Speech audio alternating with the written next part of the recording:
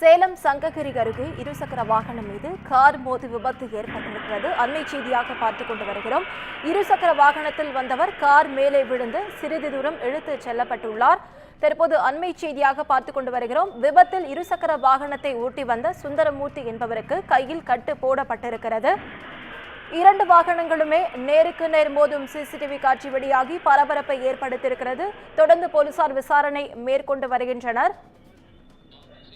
இது குறித்த முழு விவரங்களை வழங்க செய்தியாளர் பாபு நம்மோட இணைப்பில் காத்திருக்கிறார். பாபு வணக்கம், முழு விவரங்கள் என்ன? கண்டிப்பாக.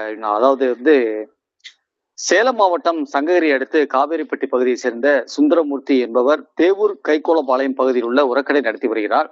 இந்நிலையில் அவர் நேற்று இரவு தேவூரிலிருந்து எடப்பாடி செல்வதற்காக தனது இருசக்கர வாகனத்தில் அரசாணி செட்டிப்பட்டி பகுதியில் சென்ற போது தேவூர் நோக்கி எதிரே வந்த கார் இருசக்கர வாகனம் மீது மோதி எதிர்பாராத விதமாக காருக்குள் சிக்கி தரதரவென்ற சுமார் 100 அடி தூரம் இழுத்துச் செல்லப்பட்டது.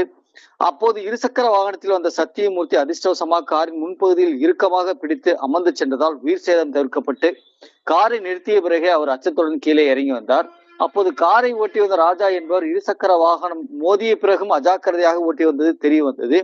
இந்நிலையில் இருசக்கர வாகனத்தில் வந்த சத்தியமூர்த்திக்கு கை எலும்பு முறிவு ஏற்பட்ட நிலையில் அவர் தனியார் மருத்துவமனையில் தற்போது சிகிச்சை பெற்று வருகிறார். இந்நிலையில் இது குறித்து தேவூர் போலீசார் வழக்கு பதிவு செய்து இந்த விபத்து குறித்து அப்பகுதியில் உள்ள சிசிடிவி காட்சியை ஆய்வு செய்தனர். அப்போது அந்த சிசிடிவி காட்சியில் 100 அடி தூரம் இழுத்துச் செல்லும் காட்சி தற்போது வெளியாகி வைரலாகி வருகிறது. நவீனா.